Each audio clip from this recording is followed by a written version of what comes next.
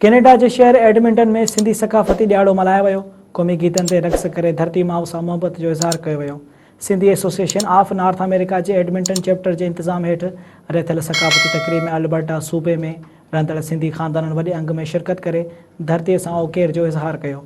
इन मौके ते ख़ास मेहमान तौर ख़िताब कंदे साना के मरकज़ी जनरल सेक्रेटरी मुश्ताक राजपर पाकिस्तान सरकार का मुतालबो कंदे चयो त सिंधी ॿोली खे क़ौमी ॿोली तौर तस्लीम कयो वञे। हुन चयो त मुल्क ठाहिण में सिंध जो अहम किरदार हुजण बावजूदि अॼु असांखे अणघड़ियनि मसइलनि में धिकियो वियो आहे जेका रोश कंहिं बि सूरत में बर्दाश्त नथी करे सघिजे। मुश्ताक राजपर घुर कई त पाकिस्तान जे चइनी सूबनि जी ॿोलियुनि खे क़ौमी ॿोली जो दर्जो ॾियणु उतां जी अवाम जो बुनियादी हक़ आहे जेको बिना देर तस्लीम कयो वञे।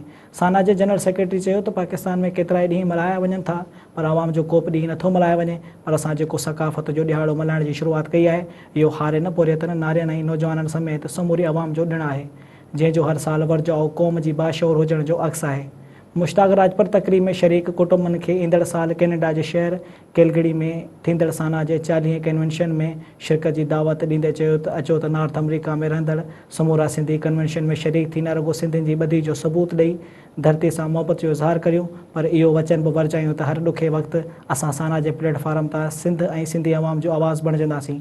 तकरीब के खिताब कंदे साना एडमिंटन चैप्टर के सदर अताउल्ला मल्ला चयो त सकाफ़त ॿोली अहम थंब की हैसियत रखे थी जंहिंखे ज़िंदा रखण में ही क़ौम ऐं वतन जो जियापो आहे। तकरीब के खिताब कंदे साना के तर्जुमान इफ्तिखार मेमुण, नायब सदर यूथ सुरहान मेमुण, कैलगरी चैप्टर के सदर मंजूर बबर, एडमिंटन चैप्टर के नायब सदर इजहार गोराई, जॉइंट सेक्रेटरी अब्दुलसत्तार हाले फोटो, डायरेक्टर एहसन भुगियो, साना अगवान कुर्बान पवन ऐं ॿियनि ख़िताब दौरान सकाफ़ती ॾियारे जी अहमियत ते वीचार वंडींदे सिंध समेत दुनिया के कुंड कुर्च में रहंदड़ सिंधियुनि खे वाधायूं ॾिनियूं।